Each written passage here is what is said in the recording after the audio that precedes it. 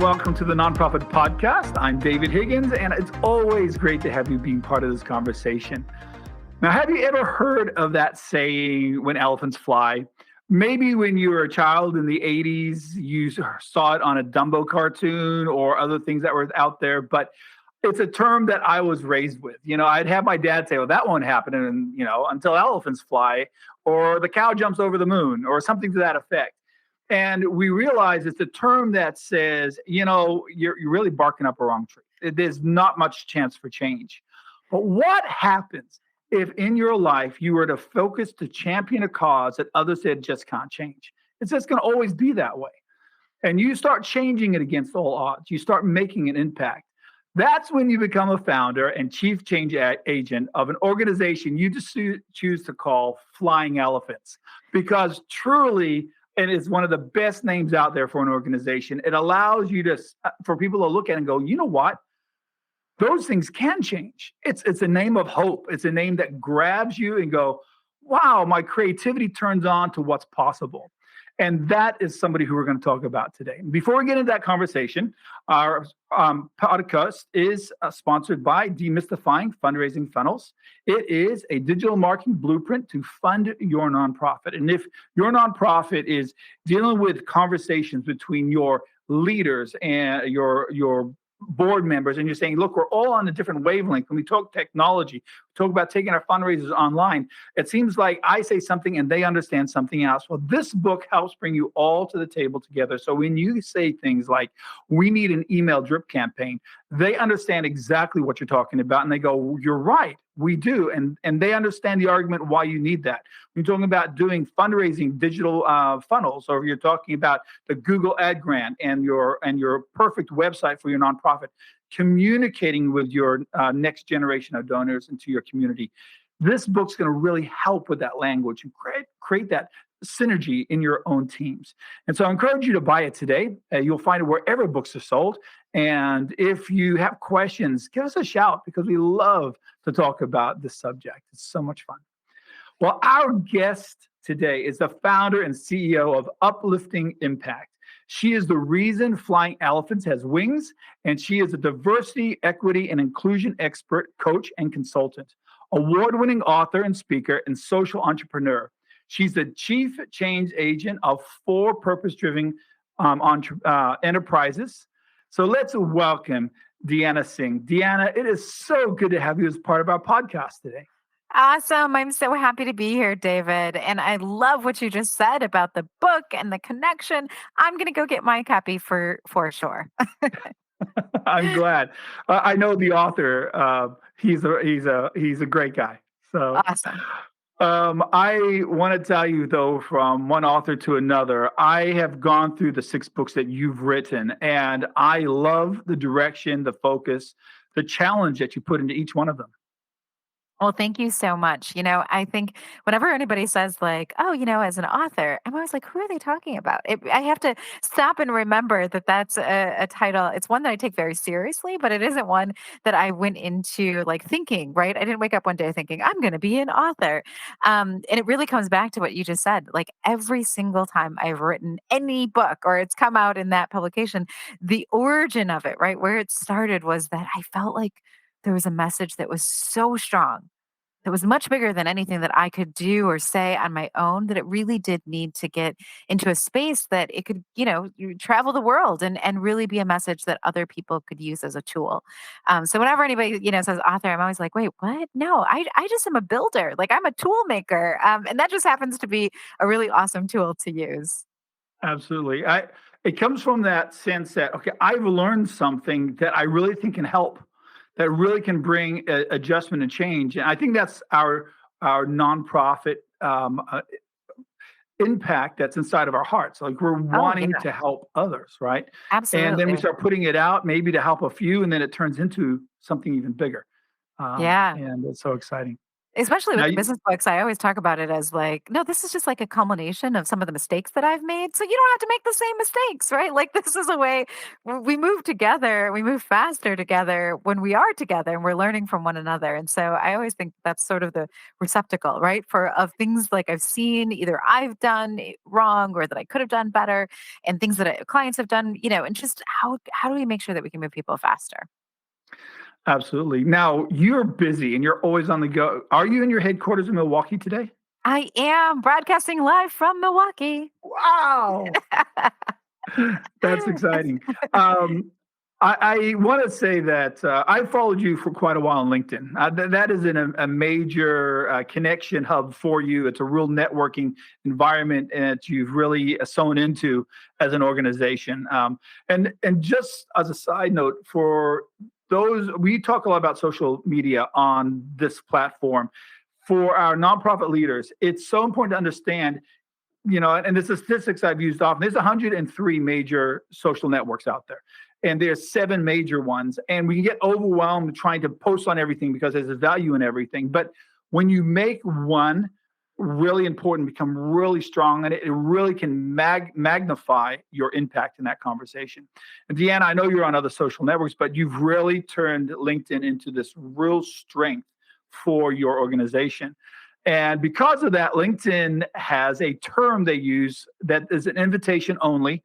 And it's comprised of a global collective of about 500 plus of the world's most foremost thinkers, leaders, and innovators. And you are invited into this group. Now, they call it the LinkedIn influencers, which is much bigger word and invitation than being an influencer on other social media platforms. It's a lot harder to get into.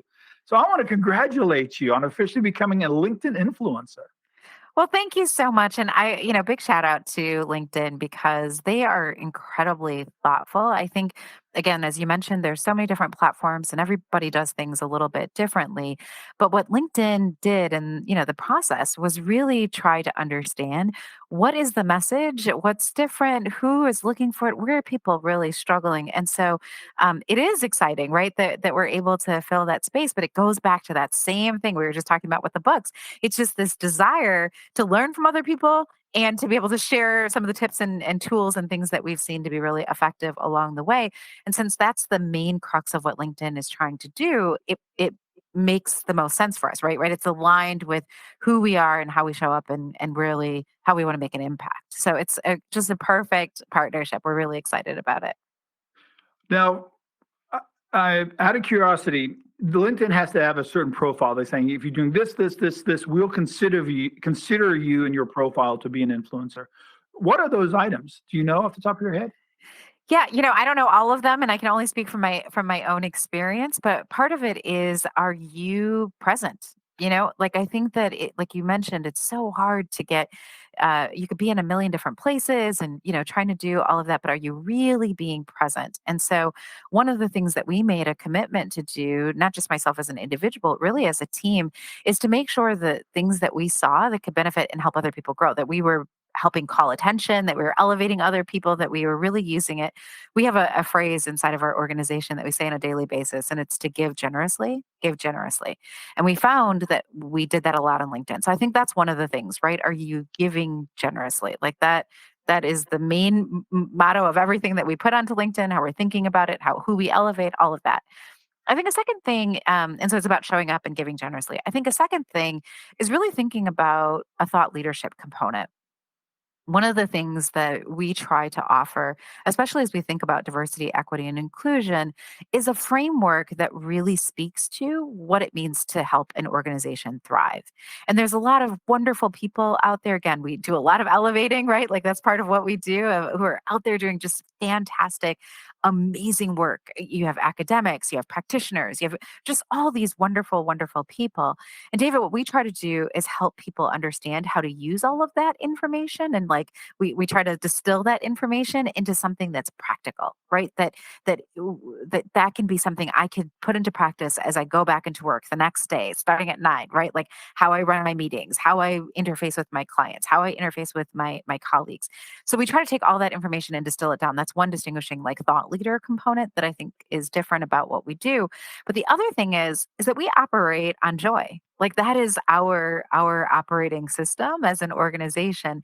And so I think another big thing that was a differentiator for LinkedIn in some ways was just not only what we're putting out, but also how we're doing it, right? We try to think about it's the flying elephant analogy that you used. We try to think about the possibilities, not as the world as it is now, but really the world as it could be.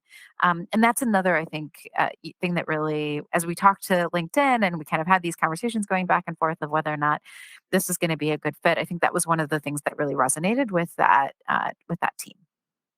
Wow. Well, March 2nd through 4th is coming up, which is a pretty big deal on the annual calendar for your organization.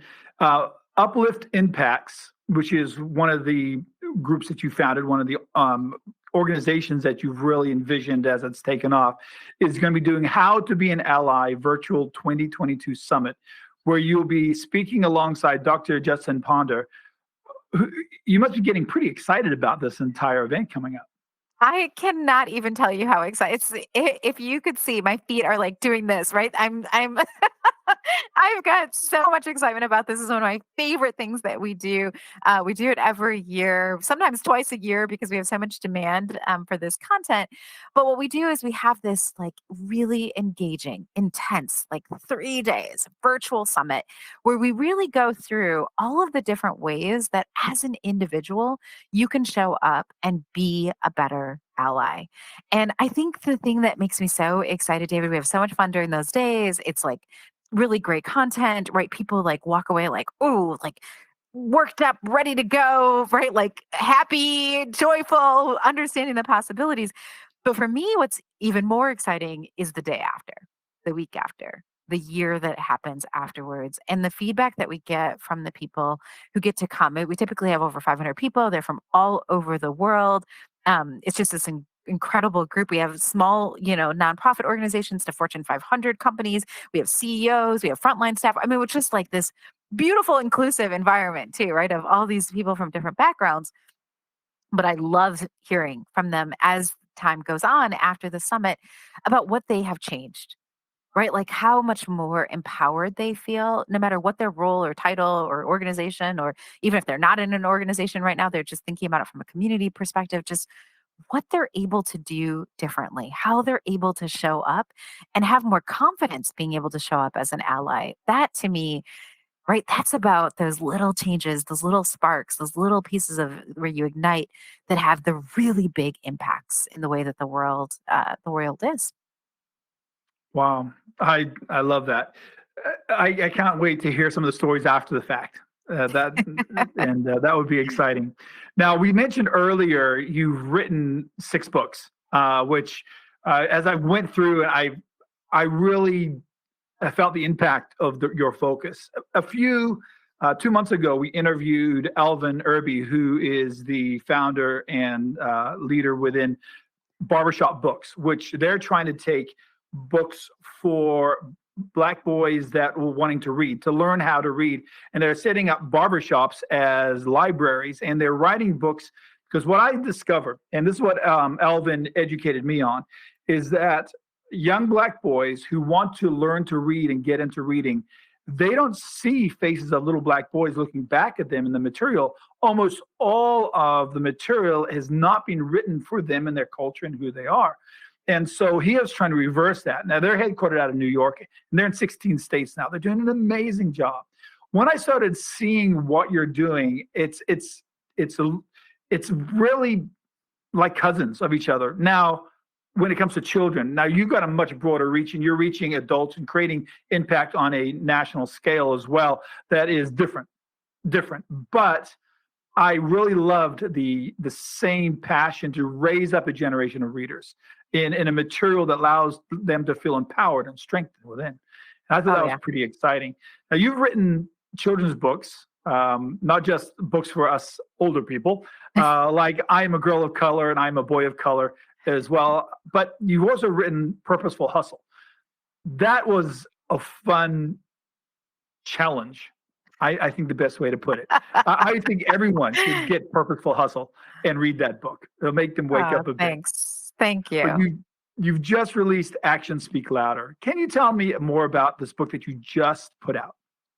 Absolutely. And just to touch on really quickly what you said before about, children's books, I started writing because of that same passion, right? I just felt as a mother, as an educator, as an advocate for children, that it's important for us all to have representation. We should all be able to see ourselves. So just really excited. Thank you so much for continuing to like support that because it is important. If we think about what happens and the power that lies in being able to see yourself and have representation and like the joy of reading, right? To like establish that as a young person, it's so powerful. So I started my first book was I'm a Boy of Color, even though I'm not a boy of color. And it really, I think, motivates a lot of what I've done. It led to Purposeful Hustle. It led to a lot of these other areas.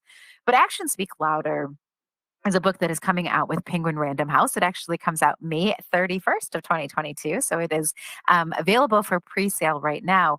But David, what this came from was what I recognized even through the How to Be an Ally, through our podcast, through, all the consulting work we do all over the world. One of the things that was a theme, right? That was like, it was so tangible I could almost bite it was the fact that there were so many people who desperately, like really deep at their core, wanted to be involved in inclusive building an inclusive culture. Like they want their colleagues to show up and they want to be able to show up fully and they want people to thrive. And like there's the desire is so it's palatable, right? Like you could feel it in the ways that they talked about things and what they were trying to do. But the problem in a lot of these situations was that people didn't know what that meant, right? Like they could understand it from a theory perspective. Maybe they picked up some of the great books we referenced earlier and they could understand some of the historical context or the social context. But what does that mean when I go sit down in front of my computer every day? What does that mean when I walk into the office building? What does that mean when I'm talking to a colleague or a potential supporter or a board member? What am I doing differently? And that's where I saw the friction was again not so much in like I need to be convinced that this is important, but more so in I don't know what this means. I don't even know how to look at the practices that I have. And so Action Speak Louder is really just a guidebook. It is meant to be something you can pick up that teams can work through together. That no matter where you are in the organization, you can find the tools and techniques that allow for you to move from we just talk about this and we think about this, or we feel bad about this, or we know that we need some change to doing something, right? To making the change. So that's where the name comes from, but it's also the whole premise of how the book is structured. It's interesting when you see a pain point and you're like, I wonder if I can impact that pain point, if I can Mhm. bring change to that pain point. When I wrote Demystifying Fundraising Funnels, I was connecting to a community of nonprofits. And in that, I read a statistic that 35% of nonprofits in America today are in desperate need and are looking at closing their doors in the next 24 months.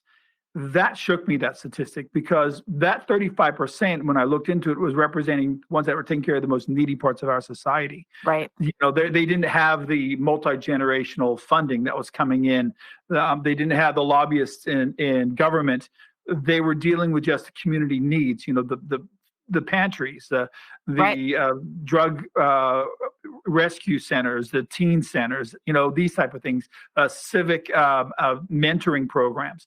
And I was like, I need to find a way to help them learn that revenue is online and how to tap that. And that's what became the passion behind why I wrote Demystifying Fundraising Funnels, because so much of that world has trigger words that scare nonprofits. Right. When I look at what you're doing, you've really tapped into some real pain points in society and trying to help people elevate above them.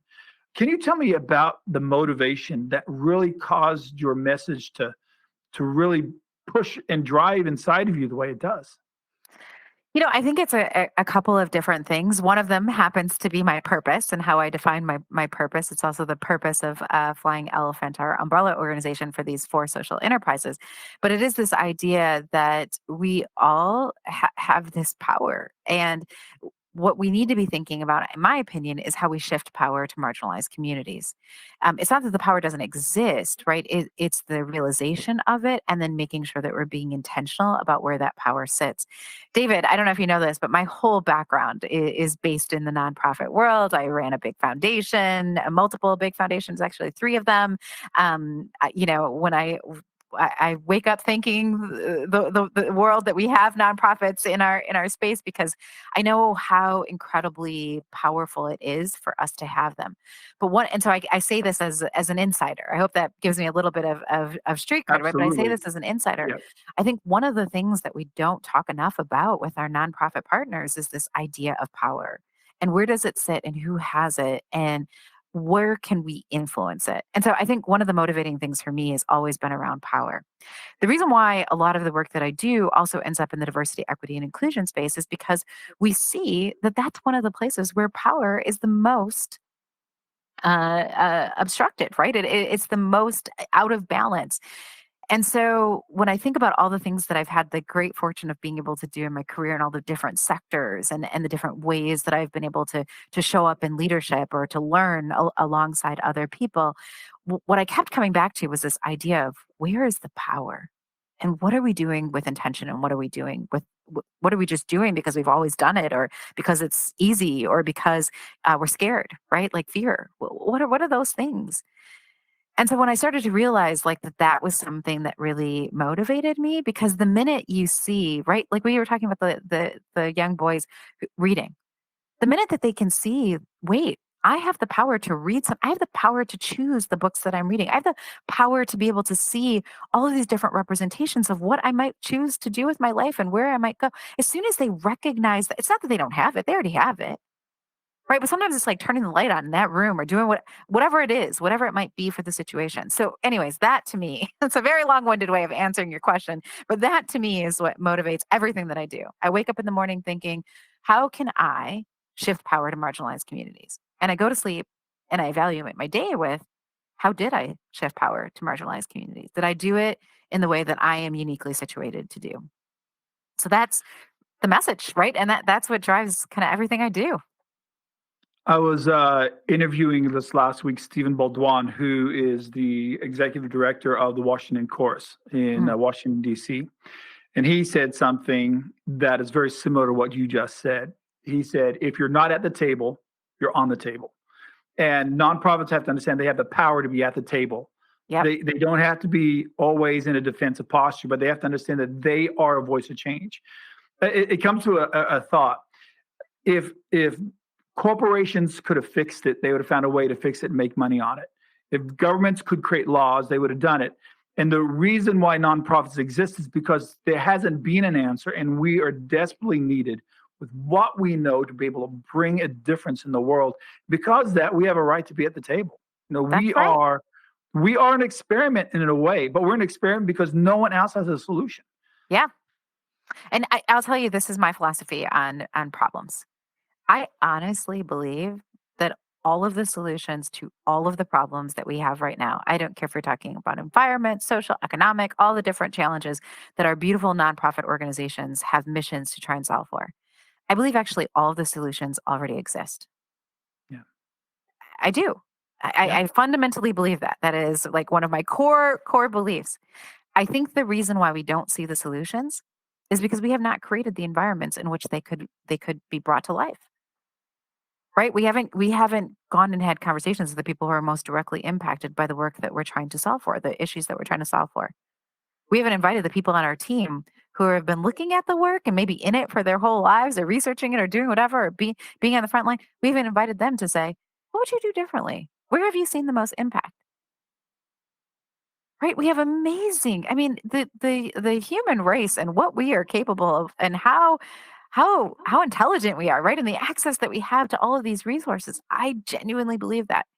But if we, and that's why I get so passionate about the work that I get to do in diversity, equity, and inclusion, or the books, or LinkedIn, or wherever whatever the platform might be, because I look at it as, is this the day? Right? Is this the day that we're going to help somebody see, like, wait, I could include somebody else at this table. Wait, my voice is important. I can show up. Wait, right? Is this the day that the person who has the cure for all cancers gets a moment where somebody pays attention to them? Maybe this is the day. And maybe somebody who is listening to this and changing their thought process and being more intentional, maybe they're the ones who are going to open that door. I mean, that gives me goosebumps, like, right? That fills me with so much energy and excitement because I believe that. And so yeah, so I hope the people who are listening, like, you might be the one. It might be you that needs to have the permission or have somebody invite you to share that. But I think that they're all here. Just got to be better at creating the space to let them thrive. I think your umbrella company is named correctly, Elephants Fly, because it's absolutely within the fiber of how you communicate. I love it. Talk Thanks. about somebody who really needs your help right now. Just yesterday, we were watching the Super Bowl, right? So one of the things they kept bringing up in the pregame, and I was thinking about this conversation when that was taking place. They're facing some real diversity in hiring efforts. In fact, as NFL, they've gone backwards over a decade into a place where the diversity, the talent pool is there, but they're not getting hired into positions. In this area, you actually help businesses with this subject to help to overcome this particular issue. What would you do if you're able to step into the NFL offices and help with this conversation? I really appreciate the analogy. I got to watch some of the Super Bowl yesterday, so I felt like that was a big win personally, right? To be able to participate because I feel like I'm always on a plane when the Super Bowl is happening. But yesterday, I got a chance to actually to watch it. But I'm going to pull away just from the NFL specifically and actually broaden it out. And the reason why I want to do that is because I think that the same things that I would say to the NFL are the same things that I would say to an organization of 5 people when it comes to what their hiring practices are. I think one of the things is that we kind of start with what we've always done and we give that what we've always done an elevation. Whether we do it on purpose or not, I always talk about it. It's the status quo bias. I always say, if I was going to make a horror movie, to be real, I am on a strict PG-13. Like I can't handle anything above that. But if I were ever to be tapped on the shoulder to make a horror movie, I'd probably suggest making a horror movie about status quo bias. Because so often we get stuck in, well, this is the way we've always done it. Well, this works. Why would we change it? Well, this, right? And we use those kinds of phrases. Well, this is what is culture fit for us as an organization, right? This is what makes, and we get stuck in these phrases. And what it does is it really like justifies us not taking an assessment of what we are doing well and what we could improve on. So the very first thing that I would do if the NFL calls, and by the way, NFL, if you're listening, I'm here. I'd love to have a conversation with you, right? But any organization calls, is to say, what is it that you're holding on to? Right? What are the current practices that you have? And let's really take a look at them and decide whether or not they are the most feasible for what you are trying to do and what you're trying to accomplish. I think once you can have that, and a lot of times it's like, well, we're trying to get the best candidate. And right, these are all phrases we have all heard if we've been involved in any kind of hiring practice. But when you peel those things back, what you find is that they're like, use the analogy of the Wizard of Oz, right? Like it's like there's a curtain, at the end. If you've ever seen this show, or if you've seen the show or the play or the movie, right? There's this curtain and there's this wizard who has this big voice, and I think about the big voices like, "Oh, this is what we've always done," and but then you remove the curtain, you're like, "Oh no, actually, it's just this like squeaky little voice, right? And it's just a machine that's making it bigger." Well, we've got this machine in our organizations that make us think that what we do is the right thing. And so the first thing I would say is just stop and take what does the process look like? Who's involved in the process? What are the questions that you're asking? What are the objectives that you've done? What are you actually saying are the skill sets? Where are you going to find those people? Mhm. Right? These are all questions that no matter who you are, again, no matter how big you are, how small you are, these are all questions that you should be revisiting on a regular basis. Because if you do, then you start to realize these things when we say like best candidate, what we really have been describing is one kind of person, not really describing the full breadth of what this organization needs or what we've done and what we do differently and how we've changed. Right, you're not giving yourself, quite honestly, the opportunity to grow and to build on where you've gone. So those are a lot of words, David, but if I was to sum it up, I would just say, think about where your status quo is, like what you're starting with, and really take the moment and the time to evaluate those things that you're holding on to as like dear, this is our fiber, and really ascertain, is this what we need to move forward? It might have been what got us here, but is this what we really need to move us forward? I know that I've had to do hiring my entire life. I've always been in a position, even in my early 20s, where I was responsible for hiring the next generation of staff into the organizations I was in. And one of the things I've had to overcome is I like to hire who I am comfortable with. Yes, And who I'm comfortable with is people I understand. right. And that's a huge limitation because often what we're comfortable with, we don't grow beyond. We have to find ways to push beyond our comfort zones and learn have a greater pool of understanding, of a greater pool of what we're comfortable with. And to do that, we have to have new conversations with new people. Yeah. And I have found that in my own life, one of the ways that I've had to address and push past is constantly pushing into conversations with people I naturally wouldn't be comfortable just hanging around with. And then in it, I find amazing talent, Oh, amazing yeah. strengths that Absolutely. really bring things to the team that I could never resource myself. Yes. So one of the things we try to push people towards is, instead of looking for culture fit, look for culture add. I mean, one of my favorite questions to ask during an interview is, what could we be doing better? You've looked at their website, you've been through our interview process, you've gotten to meet a bunch of people on the team before you've gotten a chance to meet me. What grade would you give us? Where could we improve? What have you learned about us? And people are always like taken aback, like, is she trying to trick me? No, I'm not. I'm trying to learn from you. Right. I want you to know that we're an organization that is continuously trying to get better and trying to learn. And I want you to know that that's something, even in the interview process, that we value. I don't need you to repeat back to me what I said. I don't need to hear my voice anymore. I have enough of my voice, right? I need to hear your voice and your thoughts and what you bring to the table. Um, but that can be hard. That can be hard, especially if you're not doing it with intention. I love the way you address the subject of race and inclusion and even what you write in your material. And there's a book you write, A Smart Girl's Guide, Race and Inclusion. Now, in that particular book, you address how young ladies can stand up to racism and how to do it in a healthy way. What is the foundation young people need today to healthily address such an important subject like this?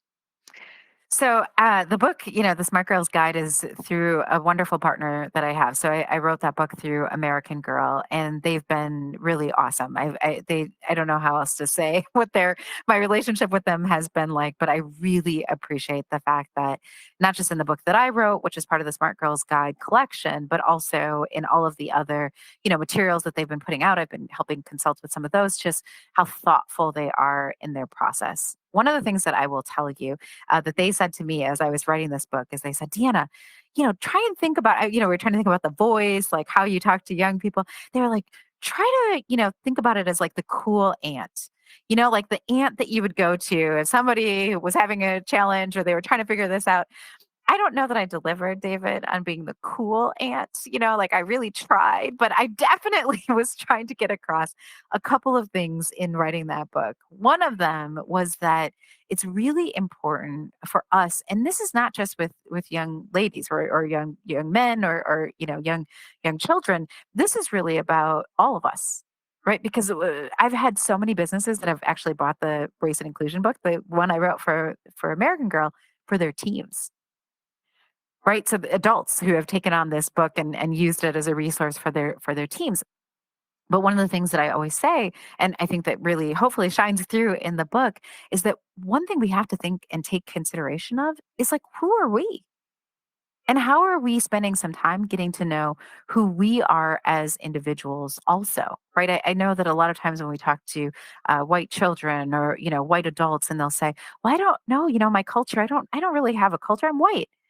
I'm like, wait a minute, stop, slow down. You do, right? Tell me a little bit about your family. Tell me a little bit about you, how you were raised. Tell me a little bit about things that you celebrated, things that are important to you, like what your values come from. Where does that set? So I think one thing is, and sometimes we want to skip to like trying to solve and trying to do and trying to right like intersect ourselves into something else. One thing is actually spending some time getting to know who you are and what we call it in the book, what bubbles you exist in, right?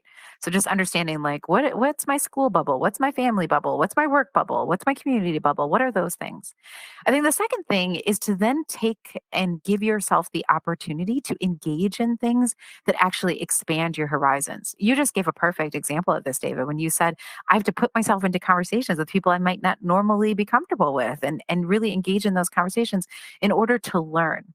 So the second thing that we talk about in the book is like how do you actively engage in learning more about your surroundings and learning more about how the world might look outside of your bubble. One of the things I like to really encourage people, and this comes back to that conversation around joy, is that we talk about race and most often we talk about race in mass media or the public or whatever when something tragic has happened. What a missed opportunity for us and all of the people who are listening from a nonprofit perspective, like there is so much to celebrate, and it's not to say that when things happen, we shouldn't be having those conversations are extraordinarily important too, but they shouldn't be the only conversations that we have. And so the second part of it is like, how do I watch movies or listen to music or read books that are going to push the envelope and really push my thinking and really push my perspective, the lenses that I have that I look through the world, and what's gonna do that. And so I think that's kind of the second component. And then the third component is understanding what are your skills? What are the things that you're passionate about, that you're really excited about? We had a conversation of somebody who's a runner, right? They're like, how do I bring diversity, equity, inclusion into like running? Well, where do you run? What neighborhoods do you go to? Who do you run with? Who do you have conversations about running with? Where do you buy your running supplies from? Do you see how anything that you could do, right? Or anything that's like a skill or something that because sometimes people try to go outside and they're like, oh, I'm going to go make this big jump into something I don't know or I'm not passionate. What we find is that that's not sustainable, right? And it also comes up as inauthentic. So the kind of third step is like, who are you? What are your skills? What are you uniquely positioned to do? And then how do you take that space, the space that you have, the sphere of influence that you have? How do you bring these conversations about DEI into that space? The word inclusion can be such a triggering word among, many parts of our society. And the way you address it is incredibly healthy. And, I saw something this last year that is almost like we take kind of like parables out of experiences and go, I need to remember that. My father in law, an avid Trump supporter, my wife is very much on the polar opposite politically. And he would show up at our house to bring a cup of coffee and have his Trump hat on, his Trump shirt on. My wife, seeing him come, would come running into her bedroom, throw on her Black Lives Matter shirt, and meet him at the door. Right? Very different polar opposites in perspective. But they loved each other. And they'd look at each other and they'd laugh, they'd hug, they'd sit, they'd have coffee. After the first time that happened, Michelle and her twin went over to visit her father, and there's an All Lives Matter sign on the yard. So she's like, "Why would he do that?" They go and they sit down, they talk. They're having this conversation back and forth. Now, did my father-in-law change his perspective? No, but out of love, they heard the other person and they had grace for the other perspective. They may not agree, but they can live in harmony with and value the other person within that as well. And in that, I saw a beautiful picture, of two people with opposite points of view, but understanding the point of view of the other person, not having to agree with it, but understanding it and learning how to love each other despite that. Oh, how much I wish my community and my nation would have that same perspective, right? Mm-hmm. But we certainly, in areas that we control, our homes, our workspaces, our own hearts, have that point of view of And to me, that's a beautiful picture of inclusion, of being able to say, look, you don't have to always agree with me, but I'm going to see the value who you are and hear your point of view. Doesn't mean I have to agree with you, but we can hear each other in a way that is not just civil, but is warm, you Yeah, know? absolutely. Absolutely. And thank you so much for sharing that story because it is what I try to share with everybody. I cannot expect somebody somebody asked me this question. I just did a big presentation afterwards. Somebody kind of, came up afterwards and said, what do you do? Right. When I went to this meeting and there was just people that got up and I was so riled up and I was so angry. I couldn't believe they were saying these things. And this is some of the things they said. And I said, well, you know what I would do is I would ask some questions. And I would really try to understand the perspective of what that person has to say. But why would you do that? Right? They were shocked that that was my answer. They, I think, expected me to also get kind of riled up, right? Because the things that were said in this conversation were pretty mean. I don't know what the other word to say is, right? Like they were kind of hurtful in the way they said it. And I said, yeah, but you know what? I cannot expect somebody else to show me empathy and to show me grace and to try and understand my perspective if I don't first do that for them. Right. And I can't do it in a pretend way where I'm like, oh, I'm just doing this because I'm really trying to get you over to my side. But if I authentically am listening. So one of the things that we talk about in the, how to be an ally training and kind of the work that we do there is I look at everybody as a potential ally. And as a matter of fact, the farther you are away from the things that I think of, the more fascinated I am with you, the more I want to understand, like, please help me understand, like, where is this coming from? Never with the objective of I'm trying to change you, but more so with the objective of I'm trying to learn something, right? I'm trying to understand better who you are so I can come up and I can figure out a way that I could serve you better. Right? Oh, this doesn't make sense to you, but I still think that you have a solution inside of you. I still think that you could be the person who opens up the door for a kid to read. I still think that you have so much potential. I believe that about you as a human being, even though I just met you. Even though we have different opinions, even though we land in different places, even though what you say might make me really mad, I still respect you as a human being. So, what is it that I'm going to do to foster a conversation that's going to allow for us collectively, you to move forward, but me to move forward too? What can I give in this conversation that's going to allow for you? And I think one of the things that I've found, right, is that sometimes people just have to like have a safe space where they could just like let out all the things that have been, we call it word salad, right? Like all of a sudden it's like I have all these words in my mind and in my brain. I just kind of need a place where I can put them in a bowl. And then once I get them out, then I can actually have a conversation. But what so happens is we are on social media or we're on this place. So we can only get out a couple of words here and a couple here and a couple there. We don't get the moment to just sit down and get it all out. So then together we can be like, hey, I don't know if you ever did this when you were little, but I had lots of times with my grandmother where we would go through beans.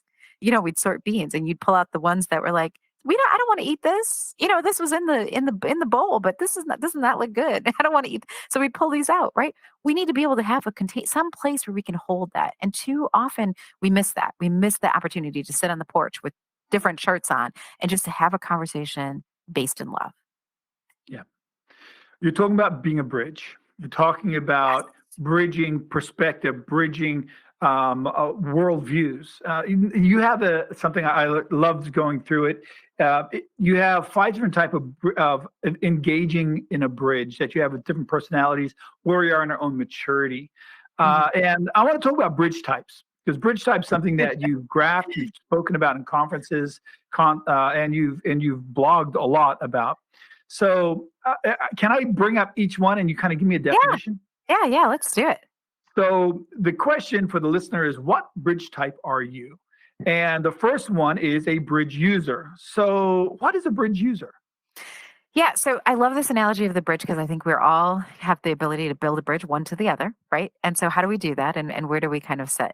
A bridge user is really somebody who understands and kind of sees what's going on in the world, is paying attention, but it's kind of passive, right? Like they haven't really taken a stand in anything. Maybe they're just getting information, fed to them, but they're not necessarily going out to get the information. And when you think about it, David, especially given like the wide net of the people who listen to your podcast and listen to your material, there's so many different nonprofits doing so many different things, right? And so we all kind of understand that, right? There are some people that we know are super, super engaged and they're coming in and finding her. And there's some people who are just like, they read an article, they sort of saw it. They kind of know we're around. They kind of know about the topic. And I would say that that's, somebody who's a bridge user, right? So they're on the bridge that we all are on, but they're not necessarily deeply engaged in this work. The second type is the bridge learners. What's a bridge learner? Yeah, so a bridge learner is somebody who's really looking for answers. Right, they're the person who's kind of reading the books and watching the movies and listening to the podcasts and going on to YouTube and watching the videos. And they're a person who's actively engaged in learning. And their main objective is really to figure out what is going on, what's happening, what are the things that I need to learn in order to be stronger in this area. Number three is a bridge enthusiast. Yes. So the bridge enthusiast is the person who's like, okay, I get it. I'm here. I understand it. And I'm going to make a commitment, right? I'm going to put myself in a position to actually do something in this space. So they've made some kind of commitment, whether it's to themselves, to their organization, or to somebody, but it's more of a short-term commitment, right? It's somebody who's thinking more of like this year, this month, this week, I'm going to try and do this thing. So they're enthusiastic about it. They've gone from just learning to really, I'm going to do something. But the goals are more short term and more about where they might be as an individual. Number 4 out of 5 is being a bridge fixer.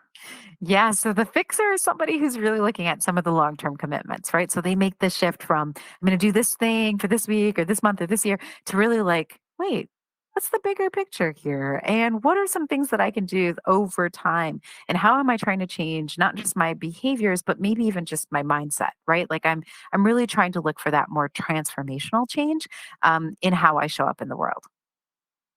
And finally, the bridge builders. The bridge builders. I have to say, I think it's a constant. We talked about this as we even put this together, that there are moments where people move from learner to builder to back to fixer, back to learner, right? That you don't just go, it's not just you get up there and then you're there.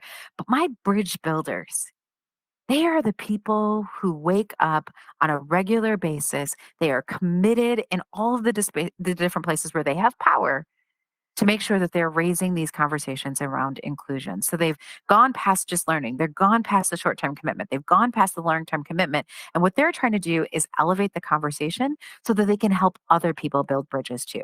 Right. So they have put themselves in a position where they're teaching, where they're bringing this power balance and they're thinking about this power balance. They're doing it on a very, very regular basis. And they're paving the way for other people to build their own bridges, right? And get onto the bridge we've been talking about. I know that as you're going through these, I could check every one of the boxes at some point in time in my journey. Yes. Yes. I like to think myself as a bridge fixer, bridge builder, but there are times I've taken a much more passive approach to issues. Hmm. I look at my children, I look at my wife, and I think in most cases they throw themselves into the fixing and the building part when they see an issue. But in all honesty, we all at times take a step back, which is fine. That It's sometimes that's so good. completely appropriate. Yeah. But we love taking tests here in the Higgins family. My wife likes throwing enneagram tests and disc tests and personality tests and yeah, all of them Stanford achievement tests. I mean, you find a test on it. She's like, all right, let's all do this one. And so this one is actually set up where you can actually look at it and test yourself. You can find it on your LinkedIn page as well as on your website, correct? Yeah, that's true. So if you're kind of curious, like, where am I right now in this moment? To David's point, like, you're constantly going to be moving. I'm constantly moving, right? Mhm. Between different places. So it's not about staying still, but it is about being aware of where you are and what you have capacity for and where you're able to put your energy. But you can definitely go and check us out on LinkedIn or check us out on the online. Excellent. I got one last question here before we start wrapping things up. And the organizations that create the most inclusive environments are those that are constantly evolving. Now, that's a direct quote from you. Okay. I'm going to say it one more time. The organizations that create the most inclusive environments are those that are constantly evolving. But as nonprofits, sometimes it's very hard to evolve, to grow, because we get so stuck in dealing with the tyranny of the urgent, the constant having to battle with the needs of today. What are some of the things that stop us from evolving as a nonprofit? I've said this word so many times, and it bears repeating though, right? I think a lot of it has to do with intention. And as nonprofit organizations, there is definitely this sense out there that we do the right thing, right? We're moved by our hearts and all of that. And I don't say that that's true, and I actually don't think that that's a bad thing. I think that that's an asset when you think of us as an organization. You think about us, nonprofit organizations as a business entity. However, I do think that sometimes we lose or we don't fully appreciate or realize the value of the fact that we also are business, right? A business that requires strategic thinking about all the things that we do. Requires strategic thinking about marketing. Are we using funnels? Are we not using funnels? Requires strategic thinking about how we're reaching out to our clients or how we're reaching out to our partners, how we're reaching out to our funders. Strategic planning that requires how we're measuring ourselves, right? How our finances are going. All of these different things require a certain level of skill, of acumen, of time, of patience, of learning and failing and trying new things. The same exists in inclusion.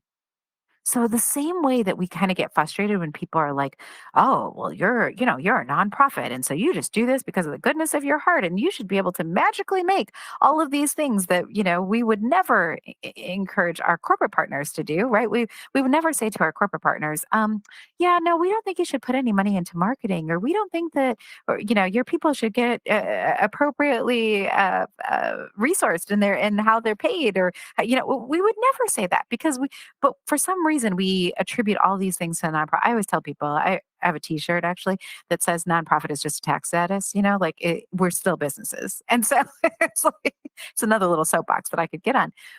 But the same way that we get frustrated with that, I think sometimes in the diversity, equity, inclusion work, I get frustrated too because people sometimes put DEI work or DEI, B work, belonging work into this box of like, we just do it because it feels good. No, we do this because it also makes business sense for us to be strategic about what we're doing. And we're going to do it with intention. And we're going to do it with the same kind of level of attention and finesse and learning and risk taking and all of that that we do in the other spaces of our business that really allow for us to thrive. So I just think that that's one of the critical things that sometimes gets into the way of not just nonprofits but all organizations, that we put this into this like, oh, this is just doing good, or it's just this nice to have, as opposed to, no, this is really the crux of who we are and what we value and how we're going to show up to solve for and to get towards the missions that we have in front of us. You make an important point about how nonprofits are business, because I feel that, and I've been there myself, where I like to push away from that because, the people that are business people, they went to college, got a degree in business. They understand business acumen, investing acumen. People, for the majority that are running and driving and founding nonprofits, they got sociology degrees, and they have degrees that are trying to impact community-based and civic issues, and they were not educated on the business side. And there's no time once you're in the mission to stop and re-educate yourself. So there's a weakness in the consideration of business, and so we separate ourselves, saying, no, we are not a business, we are a charity, we are a nonprofit. And yet the success of the nonprofit relies on the exact same acumen in many degrees as it does on the other side. And we have to find a way to go across and learn or surround ourselves with people that know that business acumen to be. So are you saying we have to build a bridge, David? I think that is a phenomenal idea. Do you know where I can learn more about that?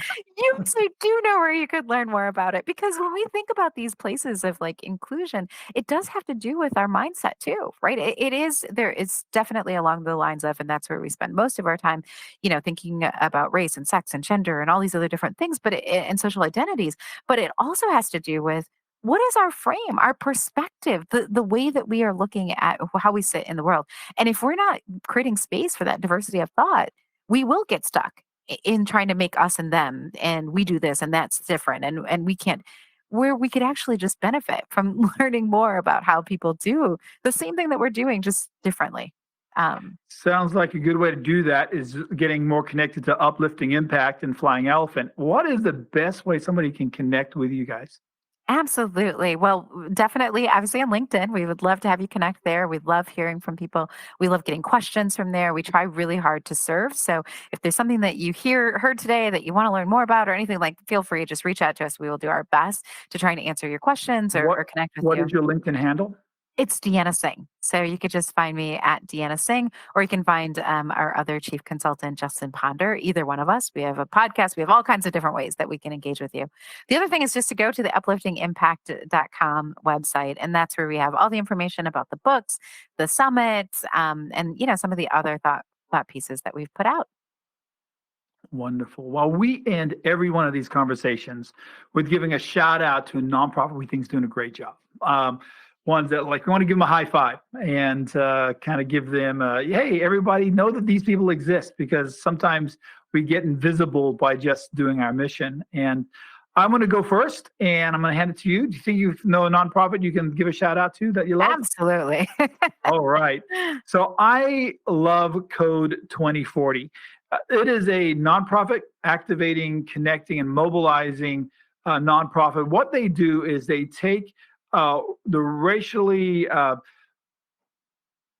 parts of the community that do not get the opportunity to push into technology, and they feed them with opportunities to grow in that area so that they can find the people, the children, the young people that are saying, you know what, I want to learn how to code. I want to learn how to move into technology. And maybe because of where they are in society, they have these huge walls they don't know how to break through, and they help them break through them, educate them, and create job opportunities for them. And so they are in participation and leadership within the Black communities, the Latinx communities, have a lot of influence in the Polynesian communities, trying to raise up the next level of technology geniuses within some, especially the hidden communities within our large cities. And so I want to give a shout out to Code 2040. You can find them at code2040.org. Good job, guys. And go have a look at them, see what they're doing, and give them an encouragement. Just make a note on their Facebook page and other social media that they know that they're seen and what their efforts are is being recognized by those of us in the community that are wanting to cheer them on. Your turn, Absolutely. Deanna. I am so excited to share with you an organization I've been a part of for over 20 years. I helped start the New York office of an organization called Lift, and they're in communities all over the United States, but they help people and families get out of poverty for good. And they do phenomenal work. I get to sit on the national board, and of all the things I've had the opportunity to do, I always say it's going to definitely be in the top 10, right, of things that I've been able to watch and see grow, and the impact really that the members in that community. I go there often for a source of inspiration of how we can human better, which at the end of the day, I think is the work that we're all doing. Do you know what the URL is? Absolutely. So if you go to lift.org, I believe it is, and if I'm wrong, just search Lift Communities. But you'll find them, and you'll find the wonderful, wonderful work that they're doing. Deanna, it has been a real treat to have you with us today. Thank you so much for being on our podcast. Yo, thank you. And thank you for all you're doing, and for all your listeners, and all the wonderful work that you're doing out in the world too. We couldn't do it without you. And for all you that are listening to this great conversation we had, thank you for what you do. You are important and you're seen. We appreciate the hard work you're doing to make our world, our communities, our neighborhoods better. And until we talk again here in just a few days, keep smiling. There are a lot of people smiling because you are in their lives. Thank you. Bye now.